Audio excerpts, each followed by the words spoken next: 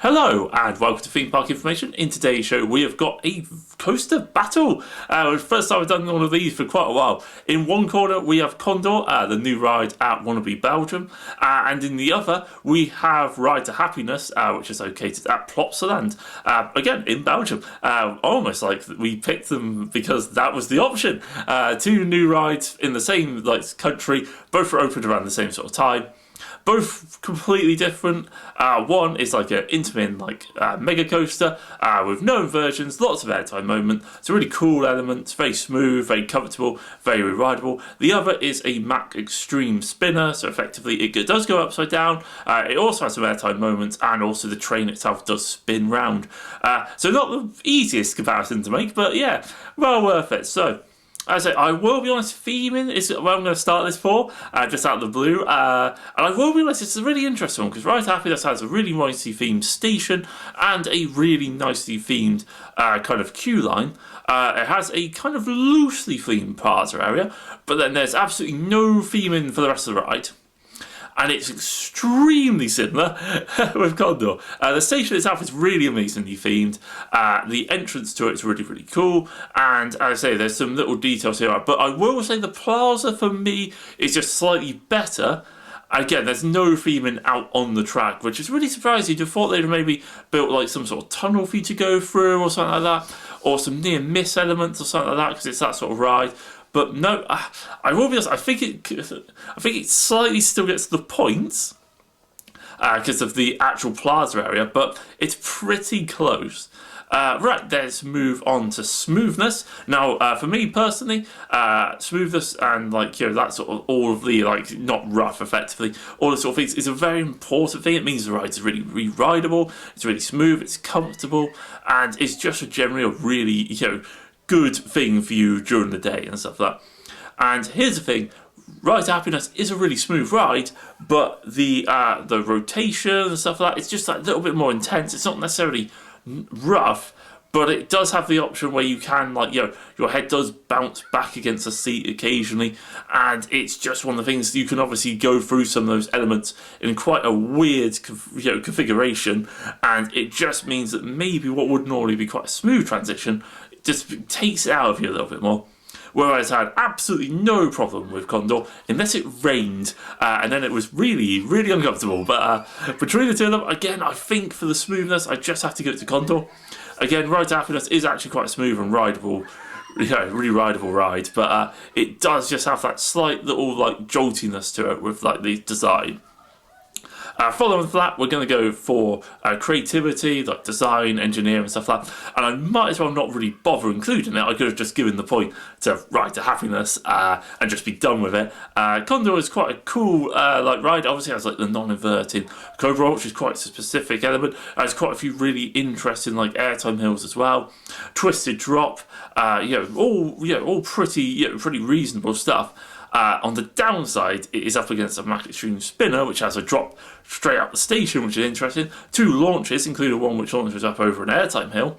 Like a loop, various other little touches all over the ride. Generally speaking, really fantastic. Ride to Happiness gets point. The next one is so difficult. It is layout, and this is going to be one of those ones where Ride to Happiness is either going to get a point here or not, depending on how I view how it goes through its elements. As I said previously, because it rotates, certain elements at different points of the ride will be absolutely amazing. I do remember, for example, being in the back row, going down the drop backwards is ridiculously good. One of the best moments I've had on a roller coaster, stuff like that. Whereas you could also go down it in the front ways and it not be as good. So it's a bit of a, it's almost like there's going to be a little asterisk, I think, next to it, because the layout for, Condor is quite a standard, there's a bit of a spaghetti bowl section kind of in the middle sort of thing with the non-inverting, Cobra roll and a couple of turns and some airtime hill, but it's kind of still very much out and back. I mean, it's a good ride, the layout's really good, and it also doesn't really interact with stuff, where I say some of, for example, Ride to Happiness is over water. It's taking place near a station. And I just think Ride to Happiness just edges it. But I will be honest, if you were to get what I'd almost consider like the perfect ride on Ride to Happiness, where you end up being exactly where you need to be to get the most out of each element, then it wouldn't stand a chance. It's such a cool ride, if you like, for it. I'd have something like Operations in here as well, but it was really quiet on both days, so there's no point. I'd also potentially discuss if there's any difference between any of the like restraints or stuff like that, but they're actually really similar, both really comfortable. You have lots of space in the trains as well.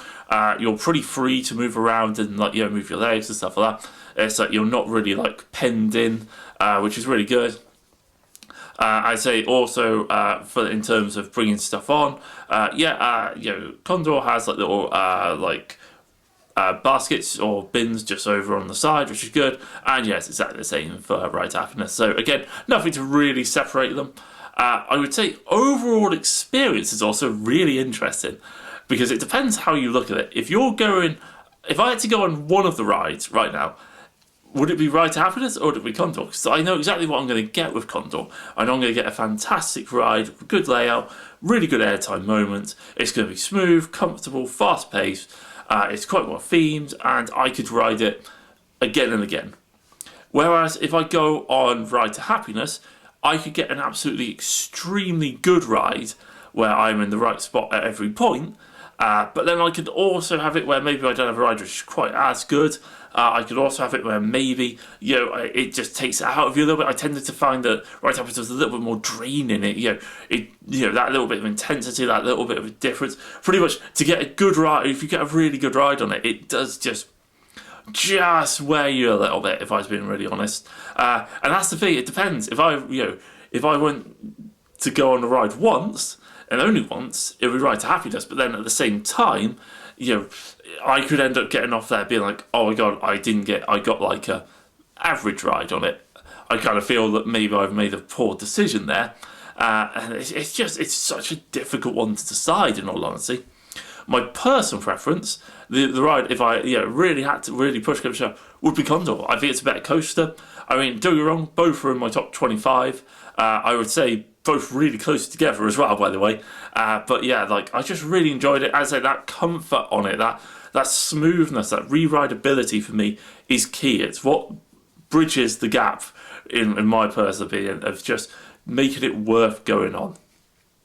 Anyway, don't forget to like, comment, and subscribe for more content, and do leave your thoughts down below for which ride you think is better. As I said, I do think Kondaa is better but I do also really like Ride to Happiness. Anyway, don't forget to like, comment, and subscribe, and I'll catch you guys on the next one.